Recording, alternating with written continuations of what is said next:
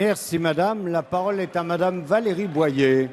Merci monsieur le S'il Président. vous plaît, on écoute madame Valérie Monsieur Boyer. le Premier ministre, mes chers collègues, avec 12,5 milliards d'euros au lieu des 9,5 milliards votés lors du dernier budget, le déficit de la sécurité sociale dérape. Le 3 juin dernier, madame Touraine répondait aux sénateurs sur l'AME, cette prestation qui permet aux étrangers en situation irrégulière de se faire soigner en France, et avouait enfin que le budget s'est envolé, passant de 588 à 744 millions d'euros en un an, le tout lié au bond du nombre de bénéficiaires dont on ne connaît pas le chiffre exact.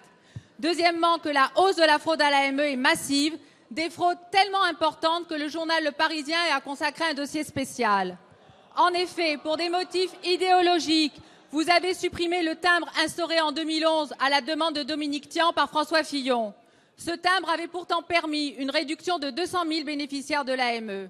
De nos jours, un clandestin incapable de justifier de sa présence sur le territoire pendant 3 mois est pris en charge à 100%, alors qu'une personne qui cotise à la sécurité sociale n'est prise en charge qu'à 70% pour ses consultations et entre 15 et 65% pour ses médicaments.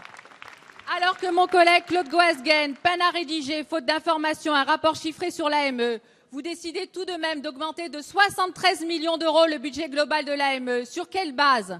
À ce rythme, le budget de l'AME atteindra le milliard d'euros en 2016. Mais ça ne s'arrête pas là. De nombreux étrangers en situation irrégulière n'attendent désormais qu'une chose, leur régularisation et le passage de l'AME à la CMU ou la CMUC, qui, en plus de la gratuité des frais de santé, engendre de nombreux avantages, tels que des tarifs pour les transports, l'EDF, le gaz, la cantine, etc. Dans le même temps, le nombre de bénéficiaires de la CMUC a flambé.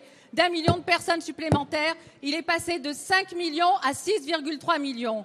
Dans ce système fou et injuste, ce sont encore les classes moyennes qui cotisent, celles qui bénéficient le moins de notre système de solidarité français. Merci. La parole est à madame Marisol Touraine, ministre des Affaires sociales et de la Santé.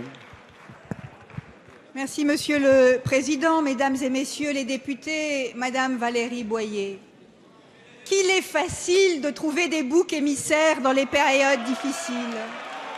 Qu'il est facile d'attaquer, d'agresser, de montrer ceux qui sont supposés être les responsables de tous nos maux. Monsieur la vérité, Cochet, Madame la députée, la vérité, mais je vais répondre précisément sur l'aide médicale d'État. C'est que vous avez été incapable, au cours des années où vous étiez au pouvoir, de tenir la situation de l'équilibre de la sécurité sociale.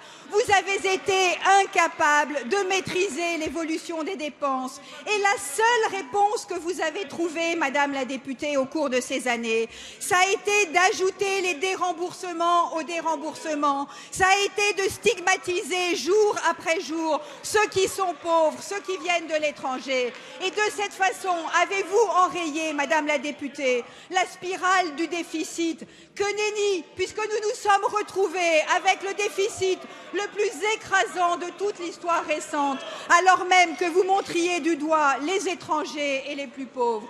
Alors je vous le dis, Madame la députée, et je le répète, l'aide médicale d'État, c'est à la fois une exigence en matière de solidarité, c'est aussi une exigence en matière de santé publique.